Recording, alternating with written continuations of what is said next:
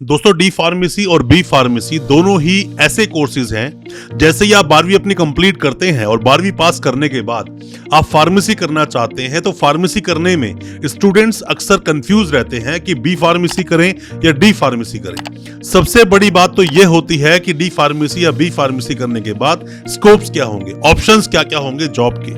वैसे तो मैं आपको बता दूं कि डी फार्मेसी करते ही आपके पास एक ऑप्शन आ जाता है कि आप मेडिकल स्टोर खोल सकते हैं, वहीं बी फार्मेसी के पास और भी ज्यादा वाइड ऑप्शंस आ जाते हैं। मेडिकल स्टोर खोलने के साथ साथ ही वो मेडिसिन का मैन्युफैक्चर भी कर सकते हैं। पर यहाँ पर सबसे बड़ी स्टूडेंट्स के साथ वो प्रॉब्लम होती है कि हम फीस कैसे पे करें। मतलब काफी सारे स्टूडेंट्स वो होते हैं जिनकी माली हालत ठीक नहीं, मतलब कि जिनकी फाइनेंशियल कंडीशन ठीक नहीं, तो वो अक्सर ऐसे कॉलेजेस को देखते हैं या फिर ऐसी यूनिवर्सिटीज को देखते हैं जहां फीस कम हो और अच्छी एजुकेशन मिले और अच्छा वो कैंपस भी हो। मतलब कि चीप एंड बेस्ट का ऑप्शन हमेशा वो चाहते हैं कि उन्हें कोई ऐसा ऑप्शन मिल जाए। तो डी फार्मेसी और बी फार्मेसी की फीस में कैसे अंतर आता है, मतलब किन किन बातों से अंतर आता है। कॉलेजेस में भी फर्क पड़ता है, कौन से कॉलेज में एडमिशन ले, कौन सी यूनिवर्सिटी में फीस ले। इससे भी फर्क पड़ता है कि एक कोर्स 2 साल का, एक कोर्स 4 साल का है। तो ऐसे कई सारे मुद्दे हैं। 3 मुद्दों के ऊपर आज हम बात करेंगे कि डी फार्मेसी और बी फार्मेसी में फीस का क्या अंतर है, कितनी फीस होती है, कितनी फीस में एडमिशन होता है। ज्यादा कुछ जानने के लिए डी फार्मेसी और बी फार्मेसी की फीस के बारे में दोस्तों बने रहिए हमारे इस वीडियो के साथ। नमस्कार दोस्तों, फिर एक बार आप सभी का तहे दिल से स्वागत करता हूं अपने इस यूट्यूब चैनल पर जिसका नाम है काउंसलिंग इंडिया और मेरा नाम है वीरेंद्र वर्मा। दोस्तों हालांकि हमने बहुत सारी अब तक वीडियोस बनाई है फार्मेसी पर, मतलब डी फार्मेसी पर, बी फार्मेसी पर, एम फार्मेसी पर या फिर फार्मा डी पर, और हमने पीसीआई को भी डिटेल में बताया था। पीसीआई कैसे काम करता है, फार्मेसी काउंसिल ऑफ इंडिया कैसे काम करता है। इंडिया में आपको बी फार्मेसी करना है तो जो फार्मेसी काउंसिल ऑफ इंडिया है उसका अप्रूवल होना जरूरी है, कॉलेज को या यूनिवर्सिटी को। अगर अप्रूवल नहीं है तो वो कॉलेज मान्य नहीं है, वो यूनिवर्सिटी मान्य नहीं है। वहां से बी फार्मेसी डी फार्मेसी आप कर भी लोगे तो भी उसकी कोई वैल्यू रहेगी नहीं, आपको लाइसेंस मिलेगा नहीं, आप एग्जिट टेस्ट दे पाओगे नहीं डी फार्मेसी में, क्योंकि एग्जिट टेस्ट है। अब हम बात कर लेते हैं कि फीस में कैसे अंतर आता है। सबसे पहला मुद्दा दोस्तों होता क्या है कि डी फार्मेसी कितने साल का है, 2 साल का। बी फार्मेसी कितने साल का है, 4 साल का। तो सबसे पहले तो जो ये ईयर बढ़ रहे हैं इनमें ही अंतर आ जाता है। जहां एक और आप सिर्फ 2 साल की फीस पे करते हो, वहां दूसरी ओर 4 साल की फीस आपको पे करनी पड़ती है। पर यहाँ पर देखने वाली बात यह है, जहां डी फार्मेसी की फीस प्राइवेट यूनिवर्सिटीज में आपको फीस 2.5 से 3 लाख देखने को मिलेगी। 2 साल की फीस, मतलब 1 साल की फीस कितनी हुई, 1.25 लाख से 1.5 लाख रुपए। पर वहीं बी फार्मेसी की फीस आपको देखने को मिलेगी 70 से 80 हजार रुपए। जहां डी फार्मेसी में प्राइवेट यूनिवर्सिटीज को आप लगभग 3 लाख पे करते हो या फिर 2.5 लाख पे करते हो, वहीं बी फार्मेसी वाले लगभग 3 से 3.5 लाख रुपए में अपनी बी फार्मेसी को कंप्लीट कर पाते हैं। हालांकि इतना बड़ा अंतर नहीं है, बट फिर भी क्योंकि यहाँ ईयर बढ़ रहे हैं इसीलिए आपकी फीस बढ़ रही है। और वहाँ डी फार्मेसी 2 साल का है इसीलिए वहाँ फीस थोड़ी कम हो रही है। बट आप अगर किसी भी कॉलेज में चले जाओगे, गवर्नमेंट कॉलेज चले जाओगे, वहाँ फीस और ज्यादा कम हो जाती है। ड्यूरेशन बेशक 4 साल का होता है बी फार्मेसी में, बट फीस आपको अक्सर कॉलेज में कम देखने को मिलेगी। तो यहाँ सिर्फ 2 साल और 4 साल की वजह से फीस में फ्लक्चुएशन होता है, आप ये मान सकते हैं। इसलिए बी फार्मेसी में ज्यादा पैसा आपको देना पड़ता है। दोस्तों आप किसी भी यूनिवर्सिटी के कोई भी डॉक्यूमेंट्स वेरीफाई करवाना चाहते हैं, वेरिफिकेशन के काफी सारे प्रोसेस होते हैं। पर जैसा मैं हमेशा अपनी वीडियोस के माध्यम से बोलता हूं कि आरटीआई एक बहुत अच्छा ऑप्शन होता है।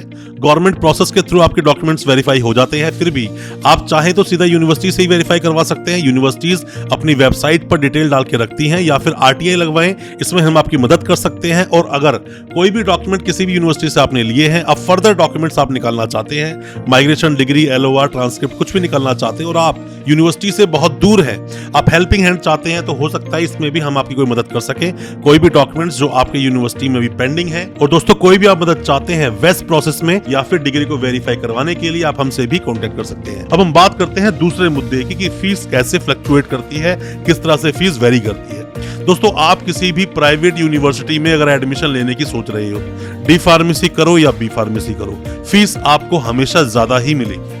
और आप अगर बी फार्मेसी डी फार्मेसी करने की सोच रहे हो किसी कॉलेज से, तो फीस हमेशा आपको कम मिलेगी। यहाँ दोनों में फर्क भी पड़ता है। फर्क क्या पड़ता है, जहाँ एक और कॉलेज में आपने एडमिशन लिया, वहाँ बी फार्मेसी डी फार्मेसी दोनों कोर्स कराए जा रहे हैं, लैब भी है और साथ में वहां पर आप प्रैक्टिकल भी कर रहे हैं। बट यही अगर आप प्राइवेट यूनिवर्सिटी में एडमिशन लेते हो तो वहां पर सिर्फ फार्मेसी कोर्स नहीं, मतलब डी फार्मेसी, बी फार्मेसी, सिर्फ ये कोर्स नहीं होते, वहां बीपीटी जैसे कोर्स भी होते हैं, नर्सिंग जैसे कोर्स होते हैं, मेडिकल कोर्सेज होते हैं। आप वहां पर जाते हो तो वहां MBBS, BDS, BAMS, BUMS nursing students, इनसे भी आप मिलते हो, एक्सपोजर आपको अच्छा मिलता है। और यहाँ पर प्राइवेट यूनिवर्सिटीज में फीस हमेशा आपको ज्यादा मिलेगी, हमेशा आपको ज्यादा पैसा पे करना पड़ेगा, वहीं कॉलेजेस में हमेशा फीस कम होगी।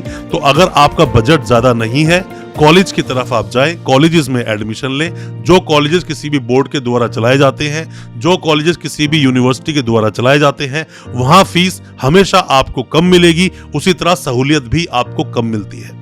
पर प्राइवेट यूनिवर्सिटीज में सहूलियत बहुत मिलती है, एक्सपोजर बहुत मिलता है, प्रैक्टिकली बहुत कुछ सीखने को मिलता है, इसीलिए प्राइवेट यूनिवर्सिटीज की फीस हमेशा आपको ज्यादा ही देखने को मिलेगी। तो इस तरह भी आप कंपेयर कर सकते हैं फीस को। अब दोस्तों हम बात करते हैं तीसरे मुद्दे की कि बी फार्मेसी, डी फार्मेसी में फीस का अंतर कैसे आप देखा जा सकता है या किस तरह फीस बढ़ जाती है। दोस्तों आप जब जाते हो प्राइवेट यूनिवर्सिटी में एडमिशन लेने के लिए, आप चाहे बी फार्मेसी में जाओ चाहे आप डी फार्मेसी में जाओ, अभी मैं यहाँ तीसरे मुद्दे में यही आपको बता रहा हूँ कि जब आप जाते हो प्राइवेट यूनिवर्सिटी में तो यहाँ यूनिफॉर्म फीस आपको देनी पड़ती है, डेवलपमेंट फीस आपको देनी पड़ती है, हॉस्टल फीस आपको देनी पड़ती है, बुक्स का या स्टडी मटेरियल की फीस आपको देनी पड़ती है। यहाँ पर ये चार्जेस और ज्यादा बढ़ जाते हैं, ये खर्चे और ज्यादा आपके लिए बढ़ जाते हैं।